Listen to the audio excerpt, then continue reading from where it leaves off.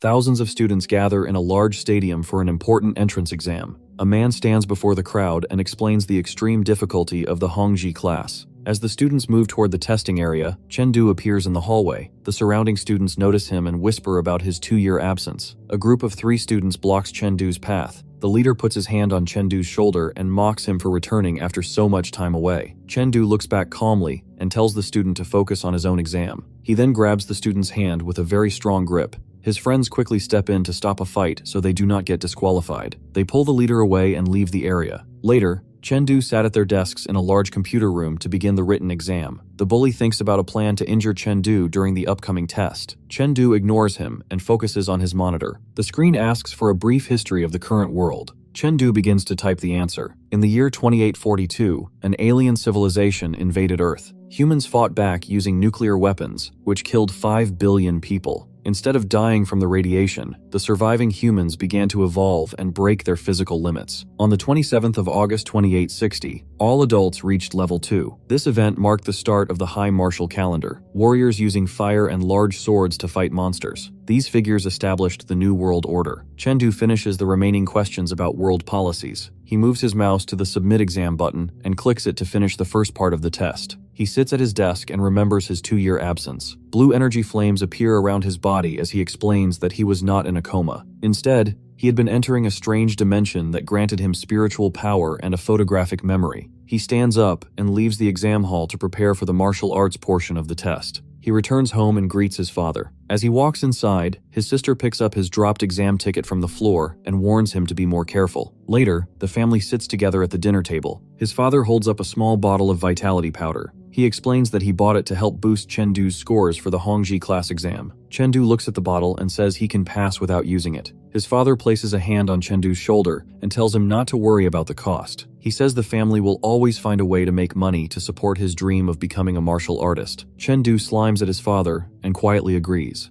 In his room, he looks at the bottle of vitality powder. He thinks about how much money his father spent on it. He knows he must become a martial artist to keep his family safe. He sits on his bed and closes his eyes to meditate. A blue flame appears between his hands as he enters a deep sleep. He wakes up in a cold world made of ice and giant blue crystals. He stands in the snow holding a long sword. Every time he sleeps, he comes here to fight monsters. He explains the rules of this space. If the monsters destroy the crystal, he will stay in a coma for the next day. If he dies while fighting, he wakes up with more energy. Defending the crystal increases his spiritual power and makes his memory stronger. A blue screen appears in the air. It says the next wave of monsters will arrive in 30 seconds. Only the first victory of the night gives him rewards. Chengdu grips his sword as more monsters appear. He moves quickly and slashes through them with orange streaks of energy. Chengdu stands amidst the debris, his face covered in bruises and sweat. He calls out to open his status panel. A system screen appears, showing his current stats and progress. His life intensity is level 5.1, and his strength is 1,100 pounds. A warning message flashes, announcing that the 5th wave of monsters is arriving. A massive red dragon with glowing eyes appears and roars. It releases a powerful blast of fire from its mouth. Chengdu runs across the cracked ground to escape the flames. The dragon then strikes with a giant, sharp claw. Chengdu jumps into the air and narrowly dodges the attack as the claw slams into the earth. The dragon swings its tail and hits Chengdu while he is in the air. He crashes to the ground and rolls across the dirt. Chengdu realizes he has finally learned the monster's attack patterns after many previous deaths. He leaps toward the dragon's head and uses a special move called Light Sword Style, Breeze Under the Forest. The dragon roars in pain and enters a berserk state. Its body begins to glow with orange fire and sparks. Chengdu holds his arm and notes that he was careless, but is not badly hurt. The monster opens its mouth and roars again. Chengdu runs forward with his sword. He leaps over the red dragon's head as it tries to bite him. He quickly slides underneath the dragon's body to avoid a blast of fire. He notes that his smaller size gives him the advantage of agility. He jumps high into the air and spins his body. He brings his sword down in a powerful vertical strike. A bright blue beam of light follows the blade. The sword cuts deep into the dragon's head, causing blood to spray. The dragon collapses to the ground with a heavy thud, creating a cloud of dust and debris. Chengdu lands on the monster's back and stands over it. A system notification congratulating him for defending against 5 waves of monsters. He gains 1 level of mental power and receives a rare technique called the Void Immortal Visualization Method. Chengdu looks sweat-drenched and surprised as he realizes the value of the reward. He explains that this method allows a person to actively train their mental power. A new screen flashes a warning. It states that the next wave of monsters will arrive soon. Chengdu breathes out a puff of air and narrows his eyes. In the distance, a large group of 30 monsters emerges from the shadows. Chengdu notes that their power level is much higher than his own. He admits that he cannot pass this level yet. Back to his bedroom, Chengdu opens his eyes and wakes up from his sleep. He sits on his bed in a meditative pose. He decides to examine the visualization method reward. A glowing blue book appears in his hands. He is suddenly transported into a mental space where he stands on a glowing blue surface that ripples like water. A dark entity appears before him. The creature has multiple red eyes and a wide, toothy grin against a red and black background. Chengdu looks up at the giant as he realizes that gazing at this giant is the trial he must complete to train his mind. Back in the real world, Chengdu sits on his bed in a meditative pose. A bright blue aura surrounds his body as he focuses on the visualization. His sister opens the door and tells him that it is time to eat. She sees that his body has become very muscular. She asks if he was always this handsome. Chengdu smiles and ruffles her hair while she tells him to stop. After she leaves, Chengdu looks at his reflection in a mirror. He notices his physical changes and wonders if they are caused by the visualization method. He puts on his tracksuit and picks up his backpack. He tells his father and sister that he is leaving for the exam. He arrives at the Liang City No. 1 high school gymnasium for the next part of the exam. He stands on the basketball court and flexes his muscles. He feels that his body has improved because of the visualization method. The group of 3 students from before approaches him again. The leader mocks Chengdu for being at the bottom of the class rankings 2 years ago. Chengdu replies that he is still better than those who failed the written exam. One of the students becomes very angry and shouts at Chengdu. Chengdu smiles and tells them that if they cannot hear properly, they should not take the exam. The leader grits his teeth and looks furious at the insult. Chengdu tells the leader not to take the comment personally. Another student steps in and puts a hand on the leader's shoulder. He tells the group to stop arguing and focus on the upcoming assessment instead. Feng Rui walks away and shouts a final threat at Chengdu. Chengdu's friend looks terrified and grabs his arm. He warns Chengdu that Feng Rui is dangerous because his uncle is the dean of students. He explains that the dean leaked the exam questions to Feng Rui. Chengdu listens with a serious expression and realizes he must be careful. An announcement over the intercom says the martial arts assessment is starting. The test is divided into a strength test and a combat duel. The students form lines in the gymnasium. For the strength test, students must punch a large purple machine. The rules state that the student with the lowest score in each group will be eliminated. Chengdu looks up at a small camera drone floating above him. He pulls back his arm and clenches his fist. Feng Rui smiles and expresses confidence in his strength. The first group assessment begins. Feng Rui throws a powerful punch with red motion lines. He strikes the purple testing machine with a loud thud. His friends cheer and shout that he is too strong. They note that his strength has reached 1,400 jin. One of Feng Rui's friends looks smug and predicts that someone will be eliminated this round. A massive force hits the machine, creating a bright purple glow and a large impact. All the students in the gymnasium stop to look. Feng Rui looks confused and begins to sweat. He sees that Chengdu produced a force of 1,500 jin, despite having a life intensity of only 5.1. The other students whisper in surprise and wonder why Chengdu was not ranked in the top 50 last year. Chengdu's friend shouts and cheers with excitement. A proctor stands with his hand on his chin, thinking about Chengdu's high strength score. He asks an assistant for Chengdu's student file. The proctor reads that Chengdu has reached a high level in martial skills, despite being away from school for 2 years. He decides to watch the combat duel to see Chengdu's true power. In the afternoon, the students gather around a large, square combat stage. The proctor stands in the center of the ring holding a piece of paper. He calls out the names for the next combat duel. He announces that Chengdu will fight against Feng Rui. The other students in tracksuits watch and talk about the upcoming fight. Feng Rui tells Chengdu that raw strength is not enough to win a real battle. Chengdu reaches out and takes a practice sword from a rack. He looks back at Feng Rui and smiles. Feng Rui swings his staff with great speed, leaving trails of orange energy in the air. Chengdu holds his practice sword and blocks the heavy strikes. Then he leaps high into the air to avoid a sweep. He descends quickly and lands a powerful kick on Feng Rui's face. Feng Rui's head snaps back and he falls to the ground. He crouches on the floor. He shouts that he will be the one to enter the elite Hongji class. He charges forward and swings his staff with all his strength. A massive burst of orange energy explodes across the stage. Chengdu stands at the center of the light. Suddenly, Chengdu moves with incredible speed. He slashes through the orange energy with bright blue light from his sword. Feng Rui shouts at Chengdu and slams his staff down with great power. The impact shatters the ground and sends rocks into the air. Chengdu watches the attack and thinks that fighting people is different from fighting monsters. Feng Rui swings his staff again while surrounded by orange energy. Chengdu moves quickly and strikes back with his glowing sword. A large explosion of blue and orange light covers the stage. Chengdu appears behind Feng Rui with a blue trail of energy.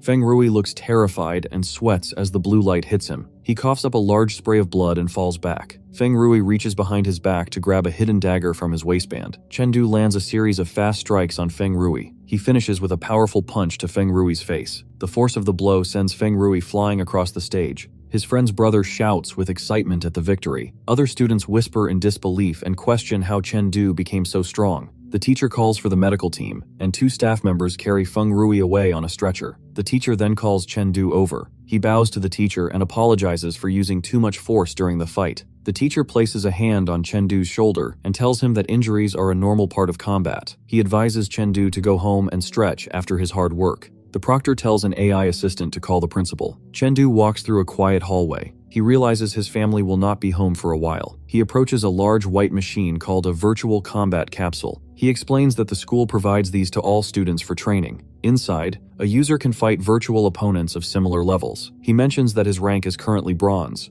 He has focused more on fighting monsters in the crystal space than in virtual combat. He thinks about Feng Rui and the potential trouble he may cause. He looks at the open capsule and describes the Blue Star Youth List. It is a global ranking of the strongest young martial artists. Chengdu sits down in the chair and prepares to train. He believes a high rank will help him enter the Hongji class through his own strength. Chengdu enters the virtual combat space. He wears a blue hoodie and has a pig head mask over his head as his avatar. He uses a digital keyboard to start a warm-up match. He stands alone in a white room. He holds a large sword and looks around for his opponent. A girl with purple hair drops from above. She tries to hit him from behind with a small blade. Chengdu quickly turns and blocks her attack with his sword. The girl smiles and says his reaction speed is good. She tells him that in real combat, people do not wait to say hello. He grips his sword and says he will not let her attack from behind again. The two begin to fight at high speed. Chengdu swings his sword and creates large blue arcs of light. The girl flips over his attacks to stay safe. Chengdu lunges forward for a powerful strike. He uses a move called the Pale Dragon Point Thrust and moves toward the girl with a bright blue light. The girl looks and asks him about the move he just used. She explains that martial arts moves should not be limited to specific forms. Chen realizes she is correct and begins to think about his own technique. He swings his sword and a purple light trail follows the blade. He wonders how the girl could recognize his skill level. The girl tells Chengdu not to get distracted. She moves with extreme speed and leaps over his head. The girl flips through the air and holds her small blade. She strikes Chengdu from above with a powerful blow. Chengdu is caught by surprise and struggles to react to her sudden attack. The screen shows that Chengdu has lost the match and 10 victory points. He stands in the virtual space and looks at a keyboard. He thinks about the 4 forms of the flowing light sword art.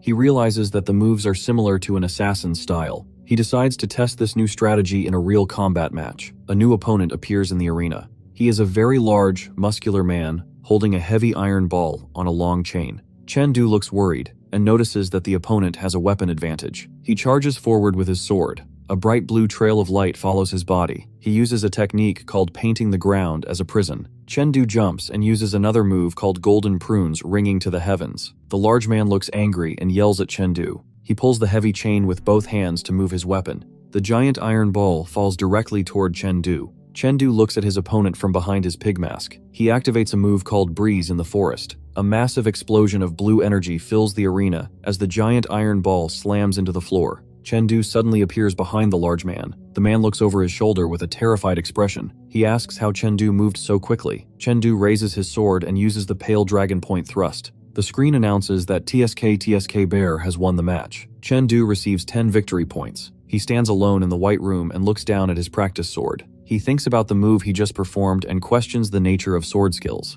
He thinks about the nature of combat. He realizes that a sword should be used with flexibility and calls it an undefined weapon. Several blue system screens appear in front of him. They show his flowing light sword art, improving from 89% to 90%. Chengdu repeatedly asks the system for more matches to deepen his understanding. He continues to fight and train for a long time. The virtual capsule opens with a hiss of steam. Chengdu sits in the chair, drenched in sweat. He looks exhausted and says that he is very hungry. Suddenly, the device on his wrist beeps. A blue system message appears, congratulating him for entering the top 10,000 of the Blue Star Youth List. Chengdu looks surprised as he reads the notification. He asks the system to expand his ranking details. He is ranked 6,000. 219th on the global list, and 654th in his biosphere. Finally, the list shows that he is now ranked first in Liang City. Chengdu smiles and looks happy as he thinks about his rank. He says that his spot in the Hongji class is now safe. He walks toward the campus of Liang City No. 1 High School with his backpack. Feng Liguo, the dean of students and Feng Rui's uncle, stops him. He points his finger and yells at Chengdu for not greeting a teacher. Chengdu looks back and says hello calmly. The dean continues to point his finger and shouts about Chengdu's appearance. He asks what Chengdu is wearing. Chengdu looks down at him and says he is wearing his school uniform. In the background, other students begin to laugh at the dean. The dean turns and screams for them to be silent. The surrounding students whisper that the dean wants revenge because Feng Rui is still in the hospital. Some students say that Chengdu only won his match because he used banned drugs. Chengdu stands on the paved walkway while the dean continues to confront him. The dean swings a wooden stick at Chengdu. Chengdu leans back to avoid the strike. The dean looks very angry and shouts about school regulations. Chengdu asks the dean which rule he is breaking. The dean becomes more furious and swings the stick again. Chengdu reaches out and catches the stick in his hand. The dean screams that he will report Chengdu to the principal to have him expelled. A voice suddenly asks who is looking for them. Principal Li Mu and Mayor Wang Anquan walk toward the group. The dean quickly points his finger at Chengdu and tries to complain to the principal. The principal and the mayor ignore the dean's complaints. They walk directly to Chengdu. The mayor places his hand on Chengdu's shoulder and laughs. He announces that Chengdu is now ranked number 1 on the Liang City Youth List. He also reveals that Chengdu has entered the top 10,000 on the Global Blue Star Youth List. The dean and the surrounding students stare with their mouths open. They look shocked and terrified by the news. The dean collapses and sits on the ground. The principal asks Chengdu to follow them to a meeting room. Chengdu walks behind the principal and the mayor. The principal explains that Chengdu is being transferred to the Hongji class immediately. Inside the meeting room, 2 other students are introduced. Moret is the top student of the Hongji class, and Lu Bo is the second-ranked student in Liang City. The 3 students look at each other silently. They sit at a long table with the school officials. The principal speaks to the group. He explains that the top 3 students from 100 cities will participate in a competition. The event is called the 3-day 100 Cities Hegemony Tournament. It will be held at High City No. 1 High School. The principal explains that a level 15 martial artist will lead the team. The principal details the rewards for the top 10 finishers, including bonus points and cash prizes. Chengdu listens with a steady expression. The principal asks the 3 students if they are willing to participate. Moret raises a hand and asks why the competition does not use virtual combat capsules. The mayor explains that district leaders prefer real combat. He notes that students will wear special suits to balance their life intensity for fairness. Chengdu looks down and calculates his current strength. He determines that he has a high chance of reaching the top 3. The mayor drinks from a cup and tells the students not to feel overwhelmed. Chengdu raises his right hand and says he will participate. Lu Bo and Moret also agree to join. The mayor smiles and gestures with his hands while praising their courage. He tells them they will be notified of the departure time later. Chengdu walks out of the meeting room and closes the door. He thinks about his family and his desire to provide them with a better life. He clenches his hand and resolves to finish in the top 3 of the 100 Cities War. Chengdu walks into the Hongji classroom and notices that the desks do not have student names on them. He chooses a seat and sits down. A large student named Peng Hu approaches and slams his hand onto Chengdu's desk. Peng Hu has an arrogant expression and tells Chengdu to leave. Chengdu thinks to himself about how the student is trying to bully him. Suddenly, Moret appears behind them and places his hands on both of their shoulders. Moret tells Peng Hu that Chengdu is new and does not know the rules yet. Chengdu looks surprised and begins to sweat, realizing that Moret moved silently and has a much higher power level. Peng Hu looks at Moret, grumbles, and decides to leave Chengdu alone for now. Moret explains the rules of the Hongji class to Chengdu. He points to the desks where several chairs are stacked upside down. He explains that the bottom 10 students in the monthly seat ranking must stand during class for the next month. Moret smiles and tells Chengdu that he must now challenge another student for a seat. Chengdu looks back and asks if there are any other benefits to having a high rank. Moret sits down in a chair marked with the number 1. He explains that a higher seat ranking grants more resource subsidies for the month. Chengdu looks intrigued and narrows his eyes. He clenches his right hand into his left palm. He thinks to himself that since there are resources involved, he must secure the highest ranking possible. Chengdu stands in the combat room and raises his left hand while holding his sword in his right. He loudly announces that he wants to challenge the student, ranked 10th in the class. In the background, a group of students looks on with shocked faces. They whisper to each other about how a new student is challenging a top 10 position immediately. They note that Chengdu looks quiet, but acts with great arrogance. Even with good skills, Chengdu's life intensity is much lower than the other elite students, making a top 10 challenge seem impossible. Chengdu ignores the comments and walks forward. He thinks to himself that the resource reward for 10th place is 50% larger than the reward for 11th place. Chengdu grips his practice sword and looks ahead with a serious expression. He thinks about the rewards for winning the seat. Penghu laughs and holds a massive black hammer. He tells Chengdu not to regret his decision. Chengdu stands before the much larger student and asks if he is the 10th rank. Penghu confirms with a wide, toothy grin and tells Chengdu he is unlucky. The teacher tells Penghu to put on his protective gear and enter the arena. The teacher has a small smile, thinking to himself that Chengdu is being too impulsive and that losing would be a good learning experience for him. Both students walk into the center of the large combat arena. The match begins. Chengdu looks calm while Penghu smiles arrogantly. He shouts a taunt at our boy, but Chengdu stands still as blue energy swirls around his body. He tells Penghu they will see what happens. Penghu swings the massive hammer horizontally with great speed. He yells that Chengdu's reaction is too slow. In the background, other students watch with shock.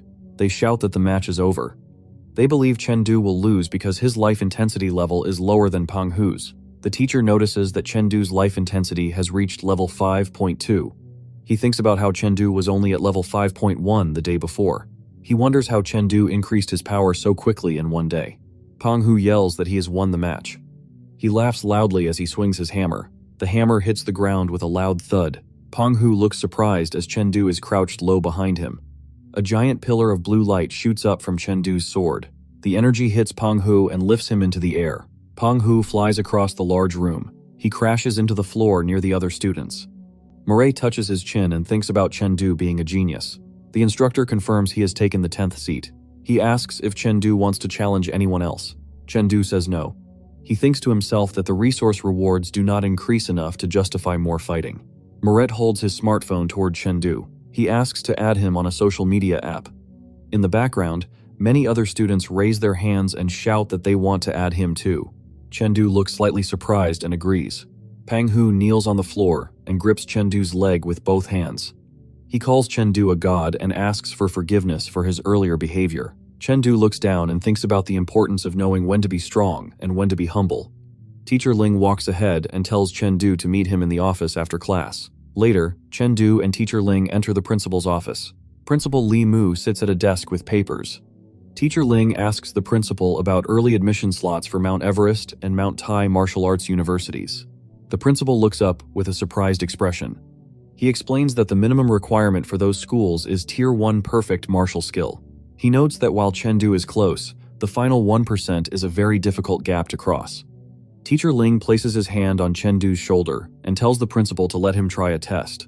The principal sighs and points toward a testing instrument at the back of the room. He explains that the machine's maximum limit is Tier 1 high stage. Teacher Ling tells Chengdu to recreate the specific attack he used during the seat ranking battle. Chengdu stands in front of the machine. He holds a black practice sword. He narrows his eyes and focuses on the target.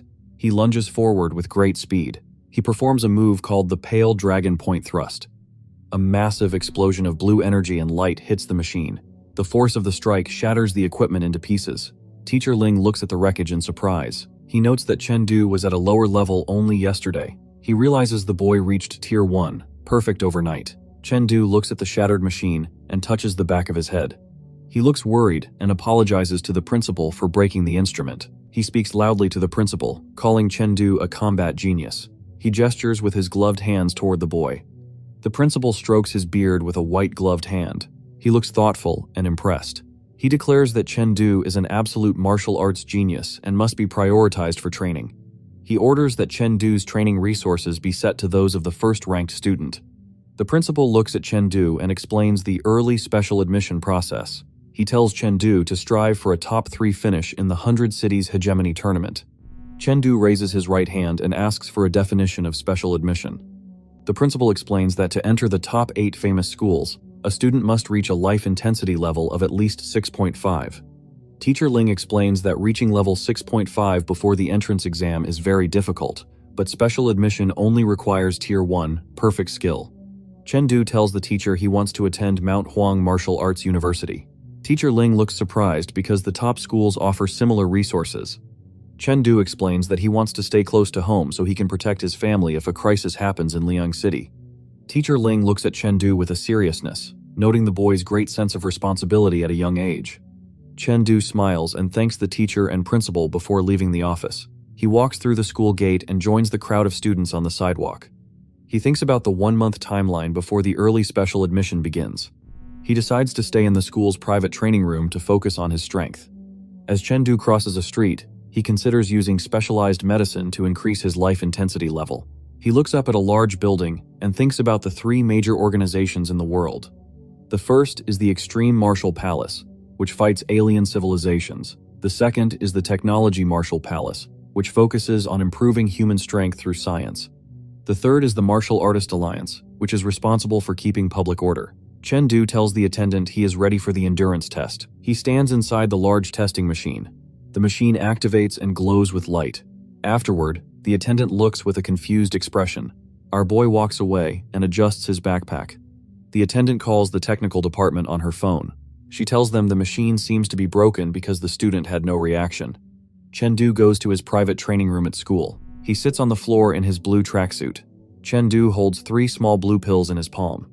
He calculates that taking 3 pills at once will make the pain 10 times stronger. He decides to swallow all 3 pills together. Blue lightning surrounds her. He grits his teeth and looks in pain as electricity sparks across his body. After the light fades, he wipes sweat from his face and exhales. A screen appears. It shows that his life intensity has increased from 5.2 to 5.3. Chengdu stands up and looks at his hands. He thinks about reaching level 6.5 to secure his future. He looks at a small box on the floor. Most of the pills are gone. He calculates that his current supply will only last 5 days. He sits back down against the wall and realizes he must win the upcoming tournament to earn more money for medicine. The side effects of the pills make his body feel heavy and frozen. He decides to train his mind since he cannot move his muscles. He closes his eyes to enter the crystal space. He remembers fighting large monsters called green firefly giants all night. Afterward, he arrives at the Hongji class to receive his new resources. A teacher with long red hair and glasses named Yadi enters the room. She is a member of the Martial Artist Alliance. She stands at the front of the classroom and slams her hands onto the desk to get everyone's attention. She explains that her life intensity is above level 15. The teacher begins a lesson on mental power, how physical strength is normally spread throughout the body. She explains that mental power allows a person to concentrate all their strength into one point. This technique is called mental power attachment, and it increases explosive power. She warns the students that mental power is very limited until it reaches tier 10. She advises the class to focus on their life intensity levels for the upcoming college entrance exam. The teacher tells all the students to stand up for a test. She holds a short purple flute in her hand. She calls the test the Song of Exhaustion. She will use the music to measure the mental power of each student. Finally, she looks toward Chengdu. She tells him he can choose to skip the test because it will not affect his exam score. Chengdu stands in the middle of the classroom. The teacher looks at him and offers him a choice to participate in the mental power test. The teacher lifts the purple flute to her lips. She prepares to play the Song of Exhaustion. The other students look determined. Some smile as they wait for the test to begin. The teacher plays her flute. Purple energy and music notes flow around the room. Suddenly, a large purple shadow appears. Chengdu realizes he is in a mental illusion. He calls it physical hypnosis. He moves quickly to attack the shadow. He jumps high and hits the monster with a strong kick. Purple light explodes across the screen. Back in the classroom, Chengdu remains standing.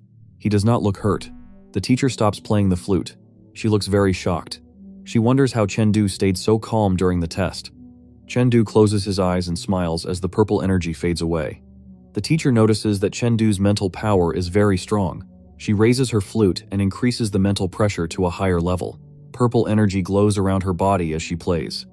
In the classroom, many students begin to collapse as they tremble and sweat on the floor. They look exhausted and say they cannot hold on any longer. The teacher is surprised that Chengdu is still standing.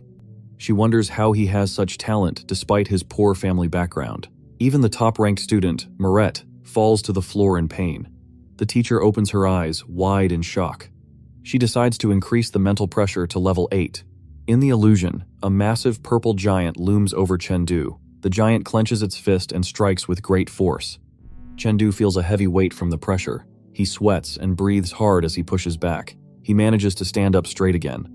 The teacher watches him closely. She thinks he has amazing talent and mental power. They move to the principal's office. The teacher and Ling talk to the principal. The principal's body shakes with shock at his desk. He hears that Chengdu has both martial and mental talents. He says Chengdu could become a soaring martial artist who can fly. He thinks the top 8 schools are a waste of Chengdu's skill. He wants Chengdu to attend Black Dragon University instead. Ling calls Chengdu into his office. Ling sits behind a desk filled with books and monitors.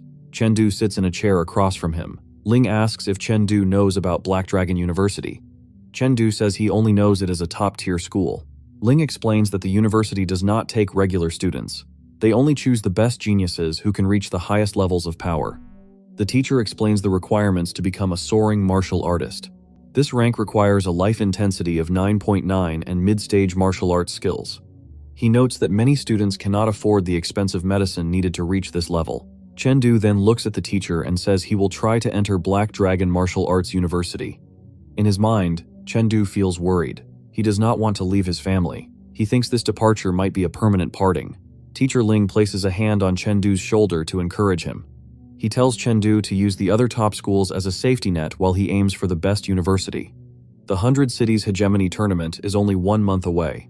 Inside a house, a hand holds a plate of food. A voice calls out that breakfast is ready. Chengdu responds to the call and begins to walk toward the meal. His sister eats breakfast and observes her brother.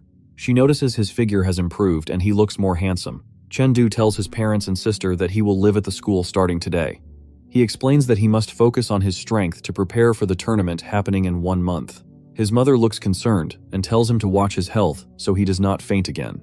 The sister looks surprised and asks how he can get a room after the school year has already started. Chengdu smiles and explains that as a student in the Hongji class, the school gave him a private martial arts room. He says the room has a specialized area for him to rest. His father smiles and gives a thumbs up. He tells his son to keep improving and to ask for anything he needs. He encourages Chengdu to charge forward. He finishes his meal and stands up from the dining table. He places his black backpack over one shoulder. He looks at his family and announces that he is leaving for school. His father clenches his fist in an encouraging gesture and tells him to go for it. His mother stands with her hands together and a kind smile, telling him to take good care of himself. His sister smiles at him and tells him to work hard and win first place. Chengdu walks through a hallway as he looks at a list of items the school provided for him. These items include 90 bags of Qi blood milk, 30 Qi blood pills, and 4 bags of powder. He calculates that these resources are worth at least 50,000 yuan. He thinks to himself that martial arts is a sport for wealthy people. He places his hand on the glowing screen as he is active and unlocks the door. He stands in front of his new private training room and resolves to spend all of his time from now on focusing on his classes and his physical training. Inside his private training room, he speaks to his AI assistant and orders the AI to increase the gravity in the room to 5 times the normal amount. The AI responds, "Yes, master." Blue energy comes out from Chengdu's body and he grits his teeth and grips his sword tightly. He thinks to himself that the pressure feels like 15 adult elephants are pressing down on his body. He says it will be interesting to fight a machine under these conditions. A screen announces that the 4th round of practice is starting. A giant training robot with glowing red eyes and large red boxing gloves appears in front of him. The robot swings a fast punch toward Chengdu's head.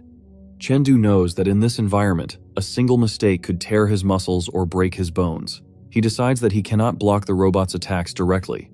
The training robot suddenly changes the path of its punch mid-air. Chengdu leans his body back to avoid the strike. A status screen appears on the robot's face.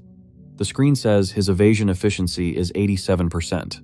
The system warns him that his energy consumption is too high. It suggests that he reduces unnecessary movements. The robot then attacks with its hand and foot at the same time. Chengdu jumps backward to create distance. He realizes the robot is trying to block all his normal escape routes. Chengdu smiles and says that since he cannot dodge the attack, he will make the robot feel the heavy pressure of doubled gravity. He quickly steps his foot firmly onto the robot's moving limb. The robot strikes down from above. Chengdu grips his sword with both hands and holds it high to block the attack. Bright blue energy shatters around his feet as he takes the heavy impact. Suddenly, the giant robot collapses to its knees. Thick white smoke pours out of the robot's head as a loud crash echoes in the room. Chengdu lands smoothly on the floor behind the machine and looks back at his defeated opponent. White smoke rises from the robot's neck as its single red eye glows brightly. A system message announces that the robot is using its last resort. The robot suddenly lunges toward Chengdu with its long arms stretched wide open. Chengdu holds his sword and looks surprised. He wonders how the machine can use such an underhanded tactic.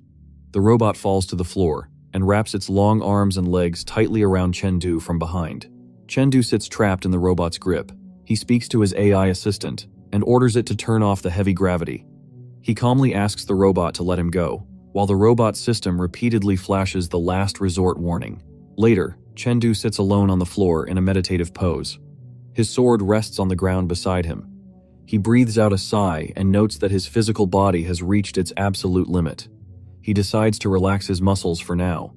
He plans to use his Void Immortal Visualization method to train his mental power next. He enters his mental space and stands on a rippling red surface beneath a dark sky. A massive black shadow with multiple glowing red eyes and a large open mouth looms above him. A bright blue aura surrounds Chengdu's body. He clenches his fists and his eyes glow white. He challenges the shadow, shouting for it to come so he can gain mental power experience points. In the real world, Chengdu sits cross-legged on the floor and bows his head and realizes his mental power has increased by 0.3 levels. He tries to move his body, but begins to tremble. He groans and says that his legs have gone completely numb. Chengdu exhales a small breath and looks very tired. He notes that his mind is exhausted and his physical body has not fully recovered yet. Because of this condition, he decides to just go to sleep. He falls backward and lies completely flat on the floor with his arms and legs spread wide. His eye is shown as he slowly drifts into a deep sleep. Suddenly, he wakes up standing in a completely different environment. He is inside the cold crystal space. Giant, sharp blue crystals tower behind him. He stands firmly and grips his long sword with both hands, resting the tip of the blade on the ground. From the shadows, massive green barbarian giants with glowing red eyes and green patches on their skin begin to emerge. He remembers that during their last encounter, he failed to kill even a single one because he did not understand their abilities. He stands alone in the vast dark space and rests his sword on his shoulder. He declares that this time, he will definitely test his strength against them. He grips his sword on his right shoulder and clenches his left fist. A dark blast strikes the arm of a giant. The giant looks down at its wounded shoulder. Chengdu observes the monsters and realizes that the green patches on their skin are not curses or birthmarks. He explains that these patches contain healing energy. Chengdu dashes forward with his sword drawn and strikes a giant, creating a bright flash of light. He notes that the green barbarian giants only have high health and no other special abilities. He determines that if he destroys their green patches first, the monsters will no longer be a threat.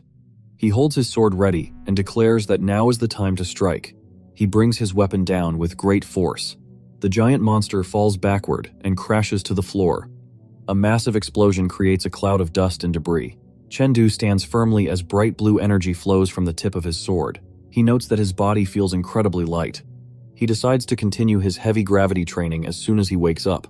He dashes forward at high speed. He thinks to himself that if he continues to train this way, he will definitely reach the top 3 in the 100 Cities Hegemony tournament. After some time, he arrived at High City. The highly anticipated day of the 100 Cities Hegemony tournament has finally come. Inside a grand hotel lobby with high gold ceilings, Chengdu looks around in awe. He thinks to himself that this is his first time visiting such a luxurious hotel. Teacher Ling walks ahead and raises his hand, telling the students to follow him.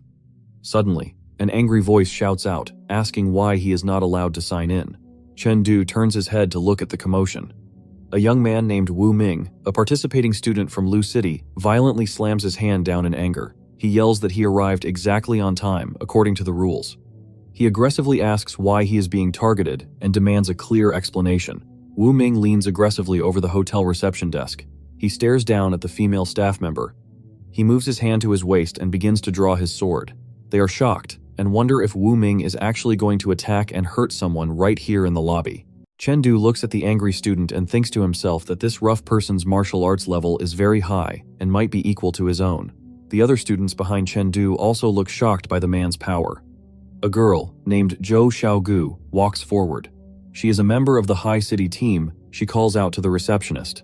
She instructs the staff to let the angry student sign in. However, she declares that his missing teammates will be marked as forfeiting the tournament. Zhou Xiaogu stands on a high glass balcony overlooking the lobby. The crowd of students looks up at her and points. They whisper with excitement and call her the Sea Princess. The students say she looks much more beautiful in person than in her pictures online. Chengdu looks confused and repeats the title, Sea Princess. The student in the beanie smirks at him. He assumes Chengdu is attracted to her and tells him to give up immediately. He explains that the girl's name is Zhou Xiaogu. She is the only daughter of the principal of High City No. 1 High School. He says her family power, wealth, reputation, and personal talent are all at the highest level. He tells Chengdu that he has no chance with a girl of her status. Suddenly, Chengdu opens his eyes wide in shock. He remembers where he saw her face before. Zhou Xiaogu leans her arms on the balcony railing and looks down calmly. Chengdu realizes she is the exact same person who used a sneak attack to defeat him in the virtual combat capsule. He remembers her username was the little girl selling nuclear bombs. He is surprised because he thought her virtual face was just a computer-generated avatar. He realizes her face is exactly the same and notes that she is very beautiful in the real world. The student tells Chengdu to stop daydreaming. Chengdu smiles slightly and looks forward with an excited expression. He thinks to himself about meeting his online rival in real life. He believes she will not recognize him. He remembers that her martial arts skills were one step ahead of his in the past, having already reached Tier 1 Perfect. He wonders how strong she is now and feels glad he decided to come to the tournament. The scene changes to a hotel room numbered 301. Inside, a teapot steams on a small stove. Teacher Ling sits on a sofa and pours tea. Chengdu and the two other students sit on chairs across from him. Teacher Ling tells the group that the tournament rules are different this year.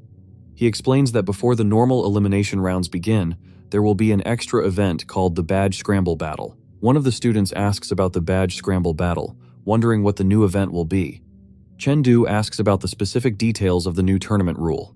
Teacher Ling states that the tournament will last for 3 days and consists of 3 rounds. The first round is called the Badge Scramble Battle and will take place in a forest. The students have a 30-hour time limit to find specific badges. These badges have the words High and Martial written on them. Teacher Ling explains that after collecting the badges, the teams must travel to the endpoint. The number of teams that arrive with the badges will determine who passes the round. Chengdu asks the teacher how many badges exist in total. Teacher Ling replies that there are 50 high badges and 50 martial badges. He explains that this means a maximum of only 50 teams can pass. Because of this rule, at least half of the participants will be eliminated the very next day. Teacher Ling holds a white mug and explains the rules for the second round. He states that the second round is a one-on-one elimination tournament. The students will have very little time to rest. 150 people will fight in a single day to determine the top 10 strongest students. The matchups will be random, but students from the same team will not fight each other. The 2 other team members look very relieved. They are happy because they will not have to fight a monster like Chengdu. Teacher Ling raises 3 fingers and explains the third round, known as the top 10 battle. He tells the students that reaching this stage means they have already succeeded. Everyone in the top 10 will receive bonus points and cash rewards. He then talks about what it takes to reach the top 3. Teacher Ling explains that winning depends on their physical condition. The tournament involves 3 days of continuous fighting with almost no rest. He warns that they will likely get injured. He concludes that the final winner might not be the single strongest fighter, but rather the student with the most balanced and complete overall abilities. Teacher Ling raises his index finger to make one final point. He strictly orders the students that killing is forbidden. He explains that this rule applies to both the tournament and real life forever. He reminds them that their true enemies are the alien civilizations. He warns them to never point their weapons at their own companions. Teacher Ling continues to explain the event details and tells them they will wear special clothes inside the arena. These clothes will make everyone's life intensity level exactly the same. He also reveals that the team leaders will secretly enter the arena to protect the students from real danger. Teacher Ling then closes his eyes and smiles warmly. He warns the students that it is best if he does not have to help them. He explains that if he is forced to save them, they will be eliminated from the tournament immediately. Finally, he encourages the team. He tells them tomorrow depends on their own efforts, asks them to believe in themselves, and says they are the best no matter what happens. Chengdu and his 2 teammates look very determined. They shout, "Yes!" in agreement with their teacher. In the tall buildings of High City No. 1 High School, Chengdu stands on a high platform with his sword strapped to his back. Many other students gather in the area below him. He looks surprised and asks if this area is the forest. A man in a green suit and a white glove stands in front of the crowd. He is Zhou Cheng, the principal of the school. He points his finger and announces that everyone has arrived. He introduces himself as one of the organizers of the 100 Cities Hegemony Tournament. Principal Zhou Cheng stands before a massive white wall with a tall door. He explains to the students that the area behind the door is a special dimensional rift known as a spirit realm. He says it was created by the collision of 9 planets centuries ago. He announces that this specific area is a level 1 spirit realm called the Forest of Timberwolves. Chengdu thinks to himself about the spirit realm. He knows that it is a dangerous alien space filled only with monsters and no humans. The principal raises his finger to reassure the crowd. He states that the space is very stable and completely safe. He explains that Lei En, the 3rd strongest person in the world and founder of the Martial Artist Alliance, personally certified the area. Finally, he looks at the students and states that this trial carries a real risk of death. He urges everyone to prioritize their own safety inside the forest. He points a finger at the student with the ponytail, named Wu Zhang. He tells Wu Zhang that he cannot act alone just because he arrived by himself. He explains that the staff will assign suitable teammates to him based on his skill level. Chengdu thinks to himself that this person seems to be angry with everyone around him. Next, a man stands in front of a glowing blue scanner on a wall. The system announces that his iris authentication has successfully passed. An announcement tells the crowd to prepare to enter the Forest of Timberwolves. The large group of students walks toward a giant, glowing blue magic circle on the ground. A voice in the crowd asks if this area is the Forest of Timberwolves. The principal looks toward the students and explains the situation. He states that the true location of the spirit realm is a strict secret. He explains that the glowing circle is a magic array that leads directly to the forest. He says that past generations worked very hard to build it. He tells the students that the array is a safety measure. If the dimensional rift suddenly closes, the staff can use this magic circle to safely teleport everyone out. Chengdu and his 2 teammates stand together as they wait. 2 system screens appear above him. The first screen tells everyone to step into the magic array. It explains that each team will be randomly teleported to one of 1,000 different starting points inside the forest. The second screen reveals a challenge. It states that the map shows 300 badge locations, but only 100 of them are real. The other 200 markers are fake. The screen wishes everyone good luck. The giant magic circle begins to glow much brighter. Blue sparks of energy rise from the ground. A final system screen appears and tells the students to prepare for activation. A bright beam of white light flashes upward as the magic array activates. Chengdu slowly opens his eyes and holds his hand up to block the blinding flash. When the light fades, he stands in a dense forest. Tall trees surround him, and sunlight shines down through the leaves. This new area is the Forest of Timberwolves. Chengdu looks around the bright woods and asks if this place is the spirit realm. Behind him, his teammate holds up a glowing blue map and asks Chengdu which marked location they should travel to first. He tells his crew that their luck is off the charts because there's a badge spawning right near their starting location. Refusing to miss an easy score, he leads his hyped-up squad straight into the forest to see if this loot is the real deal or just bait. They approach a massive, ancient stone monolith hidden deep among the trees. Suddenly, something strikes the pillar with pinpoint accuracy, shattering the outer stone to reveal a glowing blue badge embedded perfectly inside. Chengdu casually reaches out and taps the glowing prize. He stands there, completely relaxed. He tells his crew that he fully expected the early drops to be fake traps, but they actually struck gold. His buddy suddenly panics, screaming for him to watch out as danger violently approaches.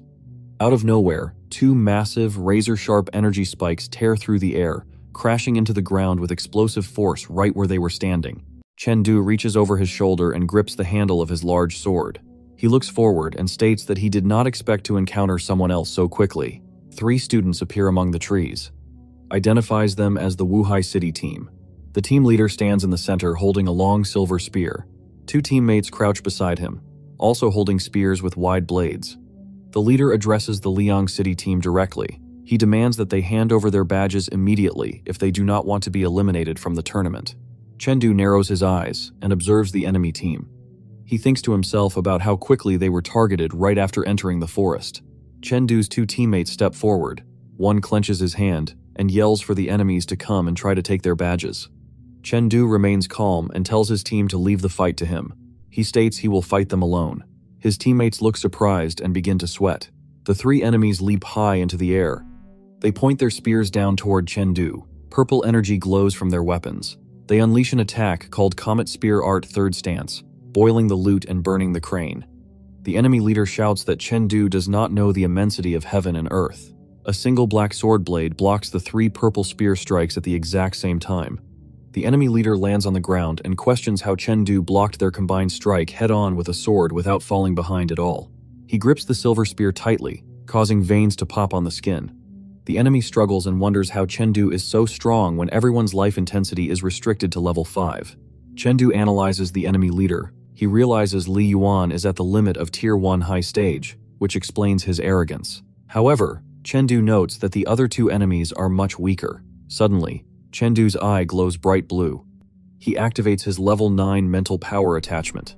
His hand tightens around his sword handle as glowing yellow energy gathers around his fingers. He swings his sword and unleashes a massive burst of energy. The force immediately pushes Li Yuan backward. Then Chengdu uses the flowing light sword art first stance, painting the ground as a prison. A giant wave of blue energy sweeps across the battlefield. The powerful attack strikes all 3 enemies at once. The leader looks completely terrified and screams as his teammate crashes violently into a thick tree trunk. Li Yuan lands heavily on his feet and skids backward across the forest dirt. He drops to one knee and pants heavily, using his silver spear to support his weight. His 2 teammates lie completely motionless and unconscious on the ground behind him. Sweat drips down Li Yuan's face as he grits his teeth in anger and thinks to himself in frustration, wondering how Chengdu's sword could possibly strike with more weight than his own heavy spear. He questions exactly how much physical strength Chengdu truly possesses. Chengdu makes a tactical decision and thinks to himself that he must take down the strongest opponent first. Chengdu dashes forward with extreme speed. He thrusts his sword toward Li Yuan and calls out his next attack, the flowing light sword art second stance. Just as the blade approaches, a finger quickly stops it in mid-air. A man in a white suit and glasses suddenly appears. He blocks Chengdu's sword strike using only 2 fingers. Chengdu looks shocked as the man praises the powerful strike. Behind the man, Li Yuan trembles but holds his spear tightly. He shouts to Teacher Lin Bei that he can still fight. Teacher Lin Bei turns his head and tells Li Yuan that he has lost. He explains that Chengdu's attack tore Li Yuan's clothes, proving his power has reached a level 7 life intensity. The teacher states that Li Yuan could not block a second strike and orders him to leave. Teacher Lin Bei thinks to himself that Chengdu's talent is greater than Li Yuan's and that the boy will be a powerful force in the future. In the shadows of the forest, Teacher Ling Yun hides behind a leafy tree and smiles. Teacher Lin Bei speaks into the woods, telling Ling Yun that he is leaving and looks forward to his performance in the finals. As Li Yuan walks away, he stops and turns around. He asks for Chengdu's name and admits that he rarely submits to anyone, but he submits to him. Chengdu smiles and replies that his name will be the first place winner the day after tomorrow. Inside the High City No. 1 High School auditorium, a large screen displays Chengdu's victory. A crowd of people watches the broadcast. In the audience, the Liang City principal laughs and pats the shoulder of a depressed man named Old Sao. The principal thanks Old Sao for letting his team win. He mocks Old Sao by asking what time he wants his plane ticket for tonight and offers to book it immediately. Nearby, Mayor Q speaks to the principal. Mayor Q says he did not expect 4 students to reach Tier 1 perfect martial arts this year, counting Chengdu. The principal smiles slightly and corrects him, stating that the number is still only 3. Another man in the audience looks at the screen and asks if the Liang City team has already collected 2 badges. He wonders why they are moving toward the exit without the required 2 badges, noting that this action will cause their direct elimination. In the Forest Wolf Woods, Chengdu's 2 teammates look shocked. One teammate asks Chengdu if he plans to take out a student named Wu Zhang right there. Chengdu explains that getting 2 badges is not difficult for someone with his level of strength. His teammates sweat and quietly agree. He has determined eyes as he declares that he wants to win the championship. He explains that first place only brings prestige, but he needs the 1 million prize money to survive. He holds up 3 fingers and offers to explain his plan. 3 faces appear in a dark void. Chengdu identifies them as the strongest players: Zhou Xiaogu and Ku Zhongtian from the High City team, and Wu Zhang from the Lu City team. Chengdu says the High City team has 2 strong fighters they cannot defeat. He believes ambushing Wu Zhang now will increase their chances of winning. His teammate, Lu Bo, points a finger and asks if this plan just helps the High City team eliminate a major rival. Chengdu turns to him and says he is wrong. He states that if he does not eliminate Wu Zhang now, he might not reach the top 3. Chengdu explains that teammates will not fight each other in the second round. He suspects the host city will force him to fight Wu Zhang so the High City team can advance easily. Chengdu explains that the winner of his fight with Wu Zhang will have to fight both high city players one after another in the third round. He asks his teammates if it is possible for him to defeat 3 highly ranked fighters consecutively in just 2 days. The teammate touches his chin and says this plan feels like dark manipulation. Chengdu admits the plan is unfair to his team. He explains that he cannot guarantee a victory against Wu Zhang, and if they fail, they will be eliminated in the first round. The teammate smiles nervously and replies that they already know their own strength and are just happy to participate. He then asks Chengdu how he plans to locate Wu Zhang in the large area. The 3 students walk together through a forest. Chengdu explains that because of Wu Zhang's arrogant personality and great strength, he will definitely go to the area with the most badges to steal them from others. Chengdu smiles brightly and states that their goal is to wait and block Wu Zhang on his path to the exit that has the highest concentration of badges. They stand at the edge of a high cliff, looking down into the valley. A loud noise echoes from the ground below them. At the bottom of the cliff, another team of 3 students is currently fighting a giant purple wolf monster. Chengdu looks down with wide eyes in surprise. He sees that the beast violently swings its sharp claws. He recognizes the creature as a BB wolf from his private crystal space and wonders why it is appearing in this forest. He thinks about the Alien Race Illustrated Handbook. He notes that the book records all monsters currently discovered by humanity, but the monsters from his crystal space are not in the book at all. Chengdu's face becomes very serious and wonders if all the monsters inside his crystal space actually originate from the spirit realm. Down in the forest, a girl grips a red whip weapon in her hands. She curses and blames their current situation on the guy named Wu Zhang. Suddenly, a bright red and white energy cuts quickly through the air. The giant monster roars loudly in the dark forest. A voice calls out, warning Xiaomei to run. Suddenly, a bright blue energy slash cuts through the air. The blue attack slices the monster in half right in front of the girl. The girl sits on the ground with her eyes wide open in shock. She looks up and asks if he is her teacher. Chengdu tells her that he heard the name Wu Zhang and asks if she has seen him. The student replied that their first mark point was empty. She tells him that while they were walking to the second mark point, they unexpectedly found Wu Zhang fighting 10 monsters just like this one. The student explains that they tried to follow the teacher's instructions to retreat from Wu Zhang.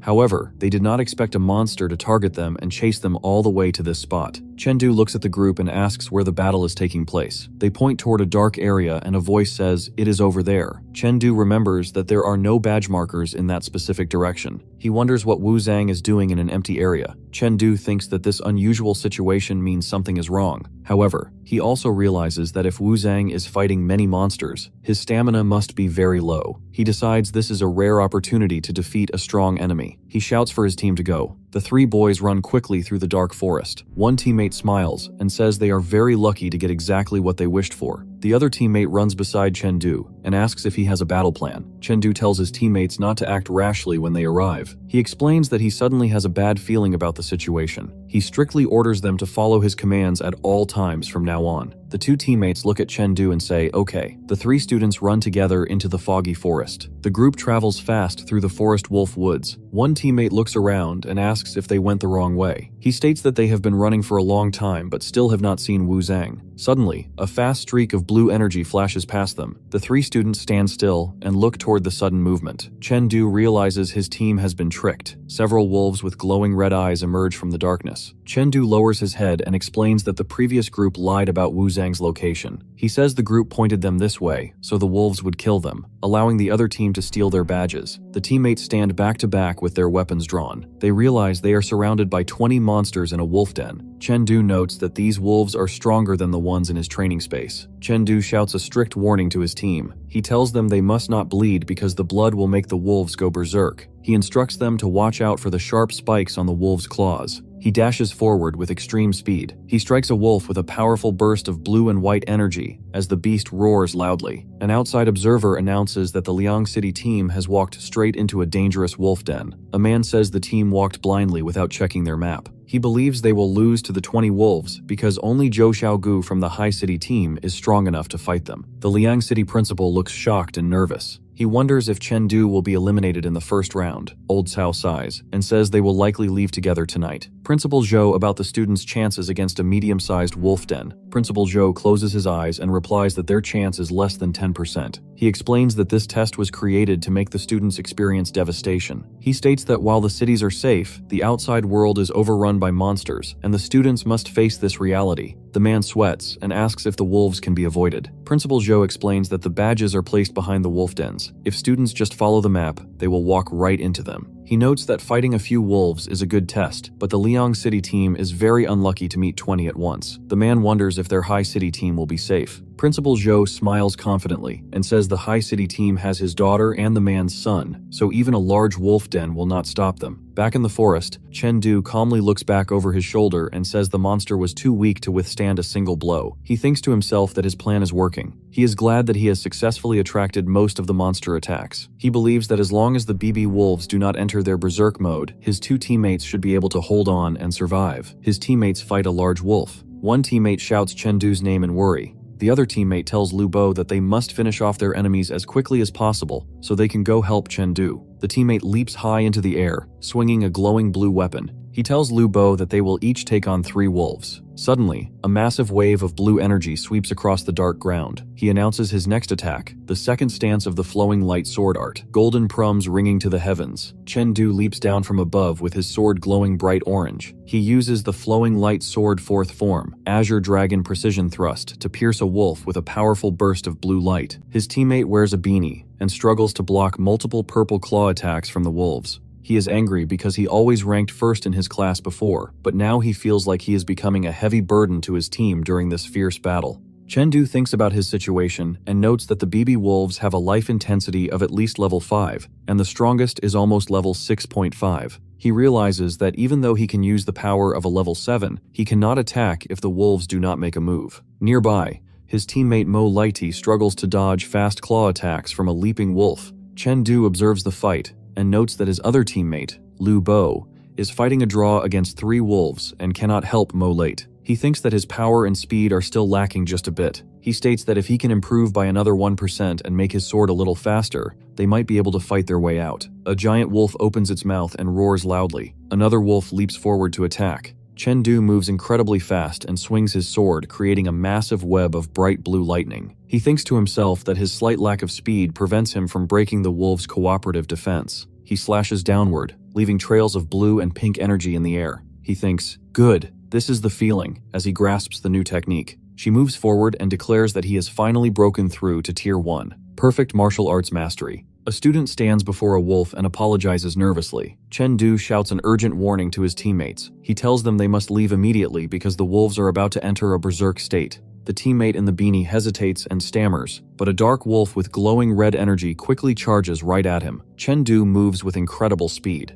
Blue lightning crackles around his body as he leaps through the air to intercept the attack. Chengdu lands and stands in front of his teammates with his sword drawn. He instructs them to use this opportunity to retreat while he holds off the wolf pack. He warns them that if they delay any longer, he will run out of the energy needed to protect them. The 2 teammates turn and run away quickly, agreeing that staying would only hold Chengdu back. Chengdu is left standing alone, and blood drips from his sword. He thinks to himself that he was holding back his power earlier because he was afraid of accidentally injuring his teammates. He looks focused and relieved and notes that it will be much easier to fight now without any reservations, and he prepares to test the full extent of his strength against the fierce wolf monster waiting in the shadows. A wolf leaps down to attack Chengdu as an observer notes that Chengdu's life intensity has reached level 7. The battle is broadcast on a screen in an auditorium. A man with glasses says that Chengdu's explosive power shows his actual life intensity must be much higher than level 7. Another man adds that Chengdu's ability to completely suppress the pack of wolves is terrifying. Principal Zhou Cheng agrees that Chengdu's strength is terrifying, but he states that the real terror is the boy's bottomless stamina. The man next to him looks shocked to hear this.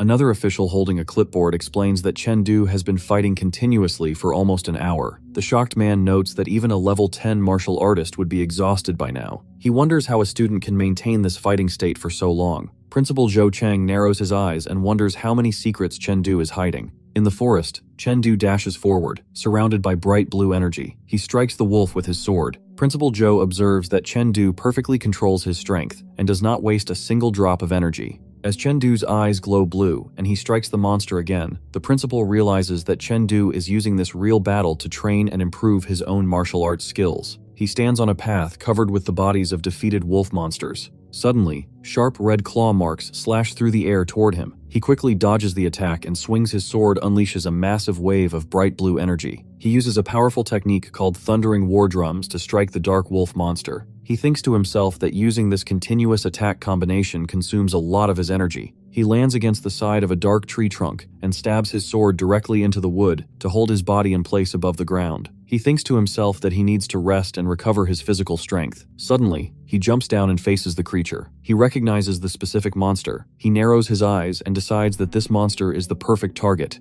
He thinks that he will use this beast to test his new power. He dashes forward with incredible speed, and the monster is at level 7 strength. Afterward, Chengdu stands alone in the center of the dark forest. He thinks to himself that all the wolves in this area have finally been cleared out. He looks down at the handle of his glowing sword. He grips it tightly and decides that he must now go find the boss. He winces in pain but quickly dashes past the beast and swings his sword covered in bright blue energy and strikes the monster. The monster is pushed back but immediately counters with a massive red claw attack. The powerful strike hits Chengdu and sends him flying backward. As he falls, he realizes he must find a way to counterattack or he will be defeated. The monster lunges again and hits Chengdu directly in the chest. Chengdu sweats heavily and blood drips from his mouth and thinks to himself that his sword needs to be faster, stronger, and heavier, and that he must break through his limits. He remembers his happy family smiling together, his hard training sessions, and teacher Lingyun's encouraging smile. He tells himself that this is more than just a competition, it is the turning point of his life. The monster strikes again, and Chengdu blocks the claws with his sword. He clenches his teeth tightly as blue lightning crackles around him. He absolutely cannot fall here. Chengdu dives from above and strikes the beast with his sword. Chengdu thinks to himself that the feeling of this sword strike seems a bit different. Chengdu looks up in alarm as red claw attacks fly toward his face from the darkness. The wolf grabs Chengdu's sword blade with its sharp claws. Watching from a tree branch, the teacher looks worried and thinks that if Chengdu had not easily trusted others, he would not be in this dangerous situation. The teacher believes this is a good lesson for entering society, but the price of the lesson is too high. The teacher sighs, looks down, and decides that the battle is decided. He prepares to step in and end the fight to save the student. Suddenly, the teacher's eyes widened in shock. He watches in disbelief and thinks that Chengdu is actually doing something unexpected. Chengdu stands firmly as bright blue wind and energy swirl around his body. Chengdu thinks again that the feeling of his sword strike is different. A giant blue tornado of wind erupts around him, blowing the dark wolves away into the air. Chengdu thinks to himself that the movement of his sword perfectly matches the flow of the wind, and he realizes his attack has truly become stronger. Chengdu holds his sword and walks forward. A system message appears and congratulates him. His flowing light sword art has upgraded to tier 199%. In the auditorium, a man in a purple suit sweats and looks shocked at the broadcast screen. He asks the principal how Chengdu had a breakthrough during the battle. He notes that Chengdu's martial arts level is now equal to theirs. He thinks that a normal student at that level would lose to a medium-sized wolf den because of physical exhaustion. The teacher with his hands folded together says Chengdu's power and speed seem too great for his current level. He tells the group that Chengdu is using mental power attachment. He suspects Chengdu's mental power is approaching level 10. The man looks surprised and says Chengdu has the potential to become a soaring martial artist. He explains that reaching level 10 will transform his soul into a martial soul. However, he notes that Chengdu still needs to reach tier 1,100%, which is a very difficult goal. The man in the black suit laughs and gestures with his hands. He tells the man he is too strict and calls Chengdu outstanding. In the audience, students point and look confused. They see the Mi City team on the screen. They realize it was the Mi City team who tricked Chengdu's team and pointed them directly toward the dangerous wolf den. In the forest, a girl from the Mi City team looks nervous. She asks a boy named Zhang Shuai if they can really get the badges smoothly. Zhang Shuai looks confident and tells her to relax. He explains that Chengdu's team cannot defeat all the wolves. He says the observing team leader will intervene to save them. This rescue will automatically eliminate Chengdu's team from the tournament. According to the rules, eliminated students must leave their badges on the ground. Zhang Shuai smiles and states that the badges have no trackers, and there are no other teams or wolves around to stop them from stealing the loot. He holds a blue badge and smiles confidently. He states that only their team is about to collect 2 badges. He says they have finally arrived. A teammate praises Zhang Shuai, calling him a godlike tactician for predicting the situation perfectly. However, Zhang Shuai begins to sweat and looks nervous. He says that he feels something is not right. The teammate points forward and excitedly announces that the badges are over there. A blue badge rests on the head of a defeated wolf. As the 3 students walk among the dead monsters, the teammate praises the teacher of the Liang City team for killing all the wolves. Zhang Shuai agrees that a massive battle happened, but he feels they overlooked something important. Suddenly, his eyes widened in terror. He yells for his team to run, realizing that the Liang City team was not eliminated and that the badge is a trap. The teammate looks back in shock and asks how that is possible. He wonders if Chengdu killed all the monsters by himself. Suddenly, a fast blue energy slash cuts through the air. The three students look terrified as Chengdu and his two teammates walk out from the bushes. Chengdu smiles and confirms that he actually killed the wolves all by himself. He looks at Zhang Shuai and asks how he figured out they were not eliminated. Zhang Shuai sweats heavily and explains that he knew because of the wounds on the wolves. He states that all team leaders are forbidden from carrying weapons, so an unarmed teacher could not slice the monsters open. Chengdu remembers his teacher, Ling, holding weapons like nunchucks during class. He realizes he still does not know his teacher's true weapon. He admits he completely overlooked this important detail. He tells himself he needs to be much more careful from now on. He reaches down and picks up a glowing blue badge. He casually throws the badge onto the ground in front of Zhang Shuai. Chengdu asks his original question again. He wants to know where Wu Zhang is located. He states firmly that he has no interest in the badges. He explains that he only wants to fight Wu Zhang. Zhang Shuai stands silently in shock as the badge lands at his feet. Zhang Shuai looks nervous while holding a glowing digital map. He thinks to himself that Chengdu's only reason for joining the tournament is to challenge Wu Zhang. Zhang Shuai explains that they saw Wu Zhang heading in the opposite direction.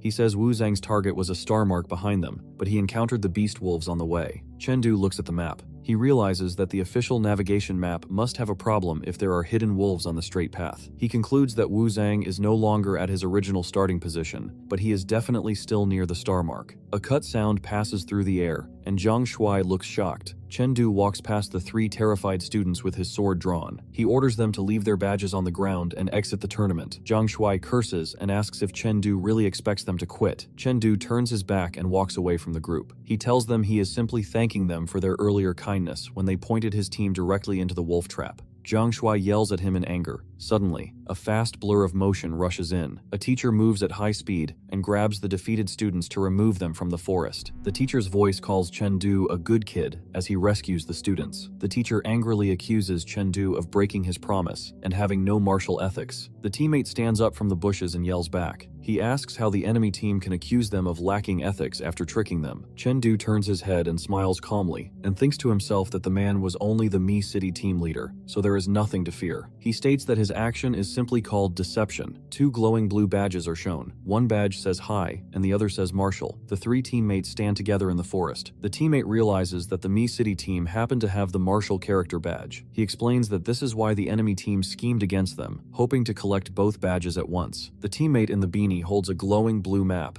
He looks at Chengdu and asks if he still plans to challenge Wu Zhang in his current injured state. Chengdu places his hand over his chest and sweats and replies that he is not going to fight. He explains that his stamina and mental power are completely depleted. He states that right now, even a weaker expert could force him into a difficult battle, so he cannot face a top-tier expert like Wu Zhang. Chengdu smiles sharply and reveals his true plan. He explains that he only asked the enemy team for Wu Zhang's location so he could purposely avoid him and other perfect-level experts. He adds that he did not expect their luck to be this good and to collect all the required badges so easily. He raises his arm and looks at the map on his wrist. He points his finger at a red route on the screen. He tells his teammates to follow the indicated path straight to the moon mark so they can submit their badges and end the first round of the competition. The teammate asks Chengdu why they are going this way. Chengdu explains that they have to take a detour. He looks thoughtful and says he felt collecting the badges was too easy. He suspects the organizers tricked them when they said the badge locations were safe. Chengdu looks back and mentions that Wu Zhang met the wolves midway to his target. He points out that the word midway is a major clue. The teammate looks surprised. The teammate in the beanie realizes the truth. He states that the real danger is on the journey, not at the badge locations. Chengdu points at his map and explains that to avoid wolf dens, teams must take routes where the star marks are closer. This is reliable, but it increases the chance of meeting other teams. Chengdu says the competition is meticulously designed. He explains that teams without strength or extreme luck will not reach the moon mark, even if they have 2 badges. The teammate says they cannot relax until they pass the assessment. The other teammates quickly agree. Suddenly, a shoe steps through thick bushes. Chengdu's eye widens in shock, and a drop of sweat falls down his face. A young man with blonde hair walks out of the forest. He carries a massive, heavy golden box on his back. Chengdu sweats and realizes they have encountered the dangerous High City team. He is frustrated because they are very close to the finish line. The young man closes his eyes and raises an eyebrow. He senses Chengdu's energy and asks if he is a Tier 1 perfect expert. Chengdu feels the man's powerful sword intent. He realizes that because this person can perceive his strength, he must be the Tier 1 perfect expert named Ku Zhongtian. 6 swords suddenly shoot out from the large golden box carried by Ku Zhongtian. Chengdu and his teammates tense up and prepare to fight. A voice suddenly tells Ku Zhongtian to stop. Zhou Xiaogu looks at the bloodstains on Chengdu's clothes. She explains that Chengdu must have just fought the BB wolves, so attacking him now would be an unfair victory. Zhou Xiaogu smiles confidently, and she tells Chengdu that she did not expect to find another Tier 1 perfect expert besides Wu Zheng. She declares that she will defeat both of them in the upcoming rounds. She proudly announces that the High City team has won 9 times in a row and will secure their 10th championship. As Zhou Xiaogu and Ku Zhongtian walk away, Chengdu's teammate watches them. He praises Zhou Xiaogu for acting like a great and honorable hero. Chengdu stares blankly with wide eyes. He remembers the virtual training space where she viciously sneak-attacked him from behind. While walking away, Ku Zhongtian says he is surprised by her honorable words. He notes that her true fighting style is to ruthlessly attack weak opponents without giving them a chance to breathe. Zhou Xiaogu blushes and points at a small floating camera drone. She quickly explains that she only said those things to protect her public image on the live broadcast. At night, inside a room, Chengdu falls backward onto his bed with his arms spread wide. He sighs and states that his daily mental training is complete. He looks at his holographic screen projecting from his wrist. He notes that 50 teams, totaling 150 students, have passed the first round. Chengdu calculates that he must defeat 4 competitors tomorrow to reach the 3rd round. He thinks about his mental power, which is currently at level 9. He explains that if he can defeat the 7th wave of monsters in his training space, his mental power will reach level 10 and undergo a major transformation. Chengdu decides it is time to enter the crystal space to practice his martial arts skills. He stands in a cold area filled with giant ice crystals. His sword starts glowing with purple energy. He states that the 7th wave of monsters is finally here. Suddenly, giant beasts appear and roar loudly. One of the giant beasts wields a large sword. Chengdu looks up at the beasts and wonders what this new enemy is. A system screen instructing Chengdu to prepare and announcing that the target is locked. The giant monster swings his arm down toward her. He blocks the heavy strike with his own sword, creating bright blue sparks. He thinks that he must dodge this powerful attack and find a different angle. He quickly leaps high into the air and looks down at the bear, and his eyes widen in alarm. He thinks to himself that the situation is not good. He realizes why the creature is called the double-crowned bear. The bear swings its giant arm upward to strike him. He lands safely in a low stance and holds his sword tightly. He thinks that if he wants to advance smoothly in tomorrow's tournament, he must defeat this monster tonight by any means necessary. He dashes forward and jumps into the air. He slashes his sword at the bear's neck. Chengdu notices that thick fur protects its neck and thinks that the neck is not the weak point. He bounces back and realizes the head is not the weak point either. He stares at the beast and thinks that the monster can attack and defend perfectly. He wonders if he really has to wait until the beast exhausts itself. Chengdu runs forward with blue energy as the giant bear swings his weapon down at him. Chengdu dodges the heavy attack and swings his sword. Suddenly, Chengdu notices the bear's furry tail moving quickly away from danger. His eyes widen as he realizes the monster is actively protecting its tail. Chengdu leaps backward and creates a plan. He decides to deliberately show an opening and fake an attack toward the bear's head. The bear swings its weapon again. Chengdu waits for the perfect moment. He ducks very low and slides directly under the bear's sweeping attack. The giant weapon passes harmlessly over his head. The bear's eyes widened in surprise as Chengdu quickly thrust his sword upward. A massive blade of blue energy extends from his weapon and slices deeply into the bear's tail. Chengdu states that tonight, he will find out exactly how long the beast can keep hiding its tail. Zhou Xiaogu stands in her room wearing a blue facial mask. She asks Teacher Zheng why he called her so late. Teacher Zheng sits on a couch and asks her if she remembers the Liang City team she warned them about that morning. Ku Zhongtian reports that their Team 2 encountered the Liang City team and was defeated. He states the opponent's name is Chengdu. Ku Zhongtian explains that according to Team 2's report, Chengdu is the biggest obstacle to them winning the championship. Teacher Zheng tells Ku Zhongtian to save his energy. He explains that while other city teams are not a threat, Liang City is actively trying to steal their spot this year. Zhou Xiaogu listens and asks if Chengdu's martial arts stage is at Tier 1 perfect. Teacher Zheng looks down and replies that Chengdu probably has not reached the absolute limit yet. Ku Zhongtian suddenly shouts that Chengdu is definitely at the top tier perfect level and warns them not to underestimate underestimate him. Teacher Zheng's narrowed her eyes and realizes that Chen Du is at the exact same martial skill stage as Zhou Xiaogu. Teacher Zheng looks at Zhou Xiaogu and explains that he called to share this information. He asks her how confident she is if she has to fight Chen Du. Zhou Xiaogu reaches up and peels the mask off her face. She smiles calmly and says she will repeat what she always says. She declares that to secure her city's 10th consecutive championship, she will eliminate anyone who stands in her way. The next morning, inside the building, a large screen displays Round 2, Combat Room. A row of chairs sits empty in front of the screen. A man stands before the screen holding a small device announces that the second round of the 100 Cities Hegemony Tournament is about to begin. A text explains the tournament bracket. It states that 150 contestants will fight in one-on-one eliminations, leaving 75 contestants. Those 75 contestants will fight in another round of one-on-one eliminations, leaving 37 winners and one person who receives a free pass. 38 contestants will battle until 19 remain, and then the group will be reduced again until only the top 10 advance. Chen Du thinks about the structure of the tournament. He notes that a student must win 4 matches in a row to reach tomorrow's finals. He also remembers that while there is no limit on resting between fights, all 4 matches must be completed within a 5-hour time limit, or the student will automatically lose. Chen Du realizes that his current stamina will only last for 3 matches. He thinks to himself that he must avoid fighting the strongest seeded experts before making it into the top 10. He sighs heavily, admitting that reaching the finals will be a very difficult task. Suddenly, the top fighters react to the news, and the blonde expert remains calm, while Zhou Xiaogu looks slightly surprised. Wu Zhang smiles with a confident smirk, while Chen Du narrows his eyes with intense focus. In the audience, a crowd of students looks up at the screen in complete shock. They shout in disbelief, calling the first match insane and a once-in-a-lifetime miracle matchup. A screen reveals the names. It announces that Zhou Xiaogu from the High City team will fight Wu Zhang from the Lu City team. Wu Zhang smiles and responds confidently with,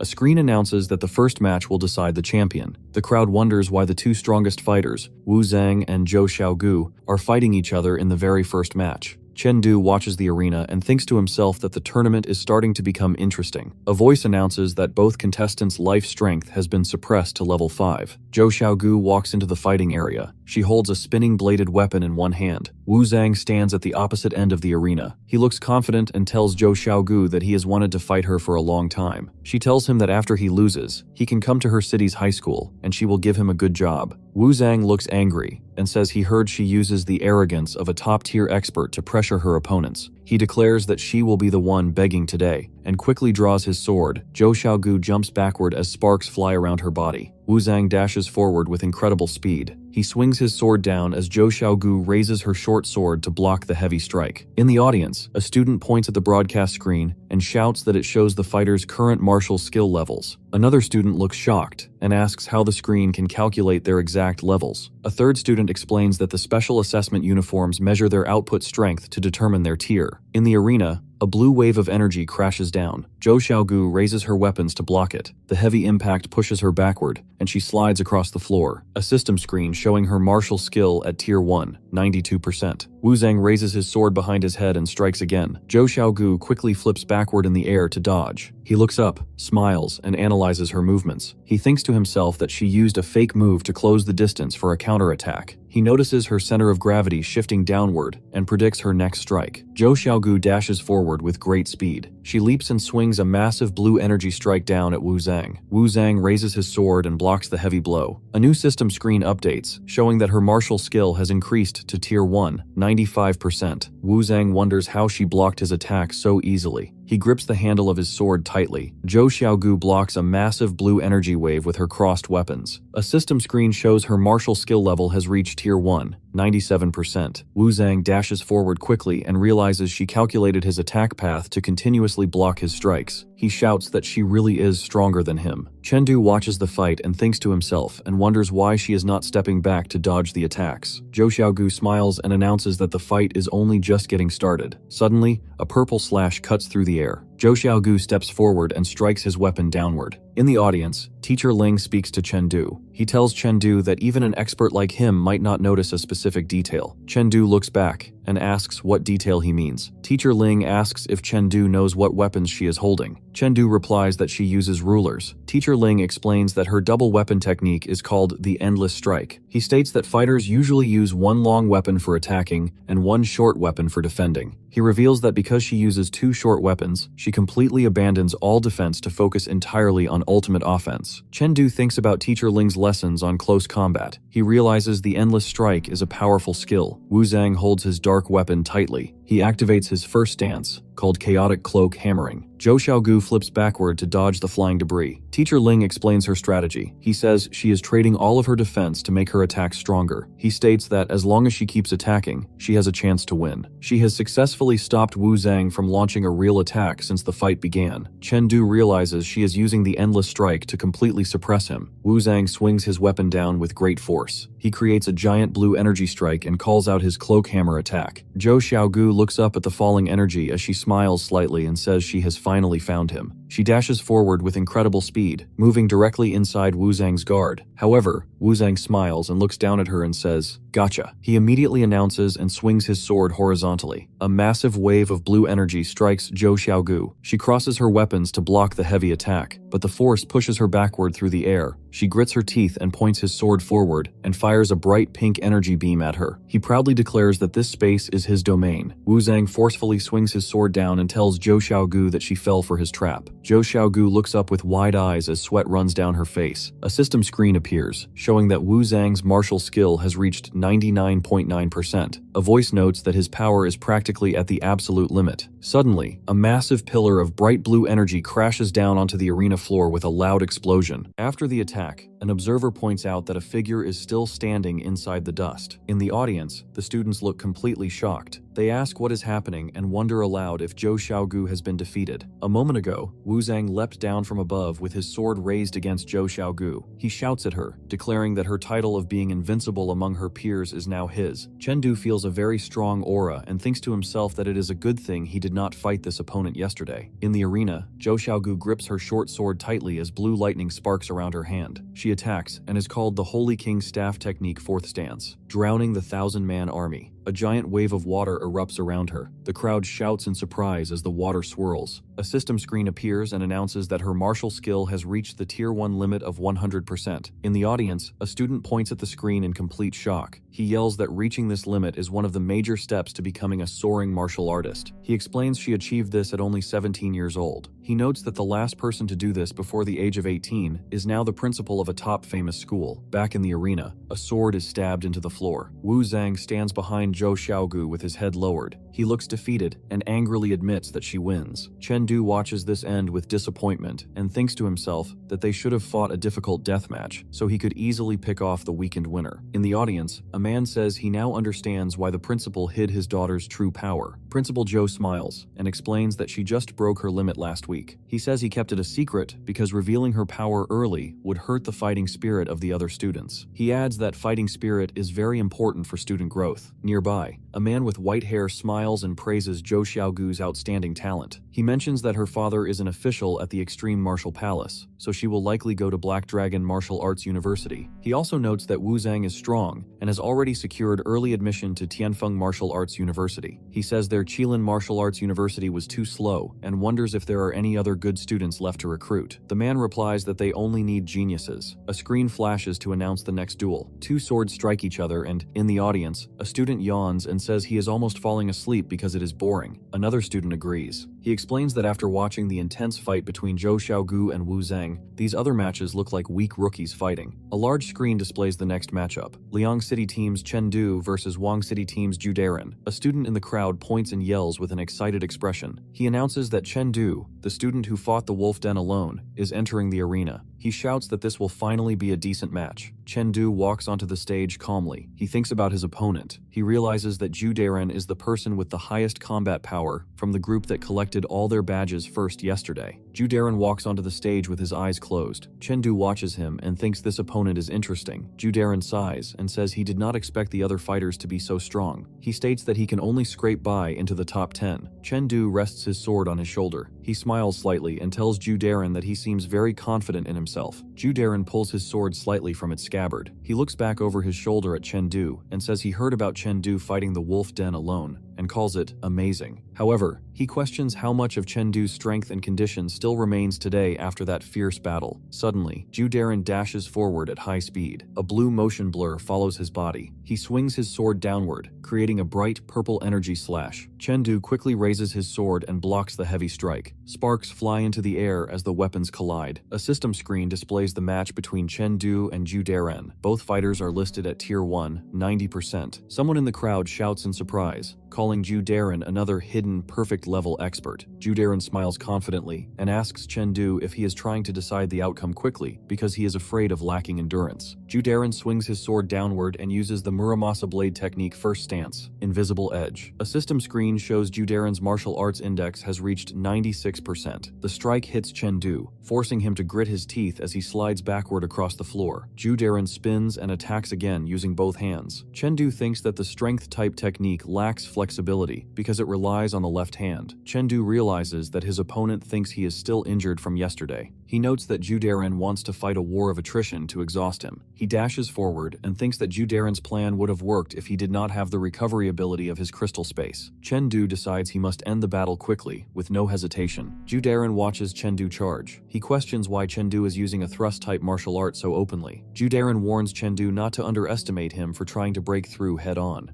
Ju Darren swings his sword to unleash an attack called the Muramasa blade technique 4th stance, Crescent Moon Sky Piercer. At the same time, Chengdu thrusts his sword forward and uses the flowing light sword art 2nd stance, Golden Prums ringing to the heavens. A system screen showing Chengdu's martial arts index is now at 99.3%. The force of the blast throws Ju Darren backward across the arena. Ju Darren looks shocked and terrified. Blood drips from his trembling hand. He asks how Chengdu's strength is possible. Suddenly, Chengdu sends his next attack and says, painting the ground as a prison. Ju Darren lies defeated on the ground in a cloud of dust. Chengdu stands victorious over him. He thinks about Zhou Xiaogu and admits she is too strong right now. He explains that he finished his own match quickly, so he could avoid fighting her. In the audience, a man with white hair notes that Chengdu's martial arts did not reach 99.3%. He asks if the boy's strength comes from high mental power. A man in a blue cap replies that Chengdu's mental power is only at level 9, which is just a passing grade. The white-haired man closes his eyes and wishes Chengdu had reached level 10 to awaken a martial soul. The man in the cap sweats slightly and lists the requirements for their Keelin class. A student must have level 11 life intensity before age 18, level 10 mental power, or tier 1 limit martial arts. He gestures with his hand and says their goal is to find the best geniuses. He admits that Chengdu falls short in both mental power and martial arts. The two men look down at the stage. The man in the cap says Chengdu is still a good candidate. He suggests they meet with Chengdu tonight to sign a letter of intent. Outside, some female smiles and says that she is looking forward to the finals tomorrow, and the second round of the competition is finally over. Later, Chengdu sits cross-legged on a bed in his hotel room. He thinks about his strategy for the day. He explains that he used the battle duration rule to completely avoid fighting Zhou Xiaogu in all 4 rounds, which allowed him to advance smoothly. Chengdu thinks that real combat is very effective for improving life strength. He notes that his power was just a little bit short last night, but now he feels confident he can wipe out the bear monsters. Chengdu rests his sword over his shoulder, and a system screen appears. It announces that his life strength has successfully increased from level 5.8 to level 5.9. Chengdu smiles brightly and clenches his fist and thinks to himself that his life strength has finally leveled up. He notes that his feeling was correct, and that the battle with the BB Wolves and his 4 duel rounds today played a big part in his improvement. In the icy environment, a large monster appears. Chengdu smiles and decides to use these creatures to test the power of his recent 0.1 strength increase. Suddenly, Chengdu opens his eyes wide in surprise. His cell phone vibrates and buzzes on the bed behind him. He looks back over his shoulder at the glowing screen. He wonders if it is a message from Teacher Ling. Chengdu opens his hotel room door. He looks surprised and asks his teacher if something is wrong. He walks into the room. Teacher Ling sits on a sofa and pours tea. 2 unknown men sit on the opposite sofa. Teacher Ling tells Chengdu to sit. He introduces the 2 men as Teacher Yu and Teacher Peng. He explains that they are from the Special Recruitment Office of Qilin Martial Arts University. Chengdu looks completely shocked and thinks to himself that Qilin is one of the world's top 3 institutions, just like Black Dragon and Heavenly Phoenix universities. The man in the blue cap explains that they recruit students for the special Qilin class. The white-haired man adds that the Qilin class holds the most concentrated resources in their school. He states these resources are used to train the strongest soaring martial artists. Chengdu tells the men that he does not meet their recruitment requirements. He asks why the school specifically requires level 10 spiritual power, first tier limit martial skills, and level 11 life strength before the age of 18. The man notes that Chengdu's teacher has not told him about the hidden treasures. The man explains that when a person becomes a martial artist, a hidden treasure automatically opens in their body. This treasure absorbs stellar energy and increases spiritual power. He reveals that if a student meets one of the strict recruitment requirements before becoming a martial artist, 2 hidden treasures will open at the same time. The recruiter explains that if a student's martial skills and spiritual power both meet the requirements at the same time, they might open 3 hidden treasures. The man states there are a total of 10 hidden treasures, which act like passive skills that give extra power attributes. He notes that having more treasures is better. The man in the blue cap smiles and explains that opening double hidden treasures at level 10 makes someone a genius, and opening triple hidden treasures makes someone a peerless genius. The white-haired man tells Chengdu that even though he has not reached the recruitment limit yet, he has great potential. He says they want Chengdu to sign a C-rank letter of intent to become a reserve candidate for the Qilin class. The white-haired man taps his smartwatch, and a screen pops up in the air. He explains that students cannot apply directly to the top 3 schools. Instead, the schools use contract-based recruitment to scout for geniuses. The man in the blue cap smiles and adds that after signing, they will immediately give Chengdu 1 million in resources. This includes qi and blood medicines, gym sparring partners, and spiritual refinement pills. The white-haired man looks at Chengdu and says that if he meets the requirements before becoming a martial artist, his contract will automatically upgrade to B rank, allowing him to enter the Qilin class if a spot is open. Chengdu asks the recruiters if his family can move and settle down there with him if he signs the contract. The white-haired recruiter says no. He explains that there is a strict rule requiring families to stay in their current homes for safety. He states that only authorized martial artists can travel freely. Chengdu closes his eyes and apologizes to the teachers. He tells them they wasted their trip because he already chose a school. The recruiters open their eyes wide in complete shock. The man in the blue cap asks if he chose Black Dragon or Heavenly Phoenix. Chengdu calmly replies that he chose Huangshan Martial Arts University. The man in the blue cap sweats and stares in disbelief. He is shocked that Chengdu picked a school weaker than theirs. Chengdu explains that monster invasions happen everywhere, so he must stay close to protect his family. The white-haired man tells Chengdu that the chance of entering the Qilin class is extremely low. He adds that over half of all soaring martial artists come from the top 3 schools. The white-haired man raises his hand and advises Chengdu to aim higher to truly protect his family. He explains that a genius has much more influence and power in the world than an ordinary person. Chengdu smiles calmly and thanks the teachers for valuing his potential. However, he tells them that he will pass on the contract. Teacher Ling looks at the other teacher and asks if he is going to say something. Teacher Ling smiles with a drop of sweat on his face and tells Chengdu that taking advice is good, but there is nothing wrong with walking his own path. He encourages Chengdu to do his best in the competition tomorrow. Teacher Ling then lowers his head. He thinks to himself that he and the principal must still figure out a way to persuade Chengdu to join them. In the Zhou family training ground, Zhou Xiaogu wears a white martial arts uniform. She holds a long silver staff in her hands. She steps forward and swings the heavy staff with great power and speed. She swings a silver staff wrapped in bright blue energy toward a figure. She opens her mouth wide and shouts loudly. Suddenly, a hand reaches out. The hand easily catches the fast-moving staff using only 2 fingers. A man tells Zhou Xiaogu that she has been hitting him for 3 hours already. He advises her to take a rest. Zhou Xiaogu throws her staff onto the ground and stomps away. She angrily thinks to herself that her father is stupid and declares that she will defeat him one day. Zhou Xiaogu puffs out her cheeks and pouts her lips while looking away. Her father tells her that before she tries to defeat him, she needs to think about how to win the championship tomorrow. Zhou Xiaogu smiles brightly and explains that she still has more powerful trump cards that she has not shown yet. She firmly declares that the championship will definitely belong to Hai Cheng. In the Hai City No. 1 high school, inside, Teacher Ling and Chengdu walk down a bright hallway. Suddenly, Chengdu stops and looks back over his shoulder. He notices that someone is watching him. From another room, the principal and a man observe him. The man smiles and calls Chengdu a sharp kid. He notes that Chen Du's level 9 spiritual power allowed him to sense their gaze so quickly, and he praises the boy's impressive abilities. Teacher Ling waves and smiles as Chen Du walks toward the arena. The teacher announces that the 10-person battle draw is starting and wishes Chen Du good luck. As Chen Du walks calmly, he reviews the rules for the upcoming matches. The first phase is the challenge battle, where the bottom 5 students must challenge the top 5 students. The second phase is the gauntlet battle, where one student fights against a team of opponents one by one. The student with the highest total score will win the championship. Chen Du realizes that the gauntlet battle will be the hardest part of the competition. He knows his current stamina will only allow him to fight 3 matches. He concludes that if he is forced to fight Zhou Xiaogu during the gauntlet battle, he will definitely lose the tournament. A screen displays the upcoming match schedule. A voice expresses shock that Chen Du from the Liang City team is matched against Ku Zhongtian from the Hai City team in the second round. Chen Du looks calm and thinks to himself that this is exactly what he wants. He plans to test his newly upgraded sword art against this specific opponent. In the audience, students discuss the fight. One student says Ku Zhongtian is a hidden card and predicts Chen Du will lose. Another student agrees and mentions that Ku Zhongtian has only ever drawn his sword to fight Zhou Xiaogu. The recruiter in the blue cap states that if Chen Du can force Ku Zhongtian to draw his sword, it will mean something. The white-haired recruiter finishes the thought, adding that this would prove Chen Du has the qualifications for early admission into the Qilin class. An announcement declares the start of the second match. Ku Zhongtian stands calmly with his large box strapped to his back. Chen Du observes him and notes that his appearance has not changed since they met yesterday. Chen Du thinks that it is impossible to tell Ku Zhongtian's real martial arts level or the specific skills he uses. Because of this, Chen Du decides to wait and observe his opponent's moves first. Ku Zhongtian reaches over his shoulder and grabs the handle of a sword sticking out from the golden box. He smiles gently with his eyes closed and tells Chen Du that he knew they were destined to cross swords. 2 swords clash together, creating a bright flash of light and sparks. Chen Du pushes his black sword against Ku Zhongtian's silver sword. Chen Du looks down and wonders what kind of move this is. Ku Zhongtian explains that it is an area Chen Du has not experienced yet, which is called technique. The silver sword presses harder against the black blade. Ku Zhongtian states that an example of this technique is using a single point to break a larger surface. Chen Du slides backward from the impact. He realizes that Ku Zhongtian diverted half of his attack's power along the edge of his sword. The 2 fighters then exchange many rapid strikes. Ku Zhongtian tells Chen Du to increase the fight's intensity to 90%. He swings his sword down,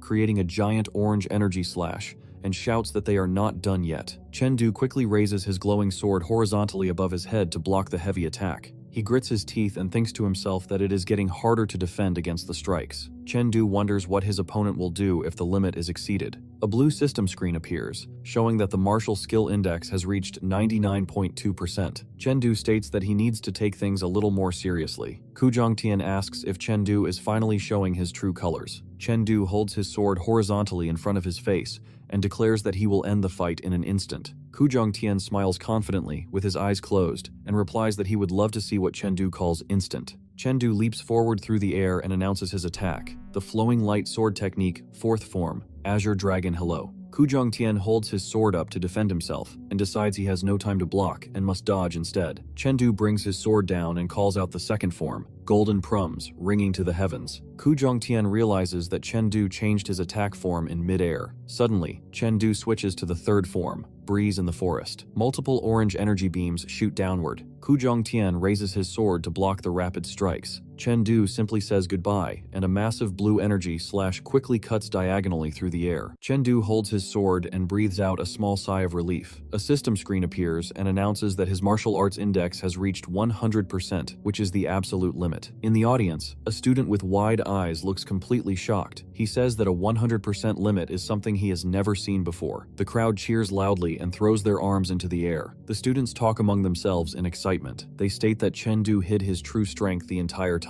They believe the current champion of the tournament might be defeated now, and they call Chen Du an unexpected dark horse. Chen Du smiles calmly and looks down at his opponent. He simply says the word "you." Ku Zhongtian sits on the ground and holds his torn shirt over his stomach. He wonders if Chen Du truly reached the Tier 1 limit. He questions this because he did not sense the specific intent of the 4-style sublimation from Chen Du's attack at all. Chen Du then states that he is leaving. A system screen appears and announces that Chen Du from the Liangcheng squad is the winner. Chen Du makes a flat. He thinks to himself that Ku Jungtian was only trying to gather intelligence for his teammates. He tells his defeated opponent to keep dreaming. In the audience, a man sweats as he thinks about Chengdu's progress. He wonders how Chengdu managed to improve his martial arts skill from 99% to 100% in just one day. He explains that this requires passing a threshold of 10 small increments and cannot believe it is possible. The recruiter asks the white-haired recruiter if something specific just happened. The white-haired man replies that it is highly unlikely. He explains that it would be too exaggerated to be true, and he trails off while mentioning the word martial. A man approaches the two recruiters and asks Yu Zhong and Peng Fei why they did not tell him they were coming to watch the match. The white-haired man replies that he would not have known they were in the city if someone had not informed him this morning. The recruiter in the blue cap smiles and congratulates the man in the gray jacket. He states that the man's daughter should have already received a grade B letter of intent from Black Dragon Martial Arts University. The man replies that his daughter only has a tiny bit of potential to become a skywalking martial artist. He then changes the subject to Chengdu. He smiles and calls the boy quite outstanding. He states that Chengdu's upcoming matches will be very interesting to watch. Unseen voices in the crowd discuss the tournament. One person expresses shock that a senior named Valo lost right after Ku Jungtian's defeat. Another voice replies that no one could have predicted the opponent would achieve a breakthrough right in the middle of the battle. Zhou Xiaogu dashes forward and swings a silver staff. She spits a small stick from her mouth. A system screen announces that Zhou Xiaogu of the Haicheng squad has won. In the audience, a student says Zhou Xiaogu is too strong because she ended the battle in 1 second. He states that her performance proves she can completely destroy Chengdu. He adds that he was wrong to ever worry about her losing. Chengdu thinks to himself that the first round has ended and the second round's gauntlet match is starting right away. He wonders who she will select to fight next. A large screen displays Zhou Xiaogu's name. Audience members say the champion will be crowned soon and that they expect her to defeat all 4 of her opponents easily. Zhou Xiaogu announces that the first contestant she will challenge is Chengdu from the Liangcheng squad. Chengdu thinks to himself that Zhou Xiaogu is truly strong and confident. He smiles and turns to face her. He draws his sword and thinks that this tough challenge is exactly what he wants. A screen system announces that her martial arts index is at 100%. Zhou Xiaogu leaps high into the air and swings her staff down toward Chengdu. A person shouts in shock as they ask if she is using her full martial arts power to instantly kill Chengdu right at the start of the match. Chengdu grips his sword with both hands as he notes that this is the limit intent, which sublimates the move with extraordinary, almost metaphysical power. Zhou Xiaogu swings her weapon downward with great force. She calls out her attack, the Holy King, staff technique,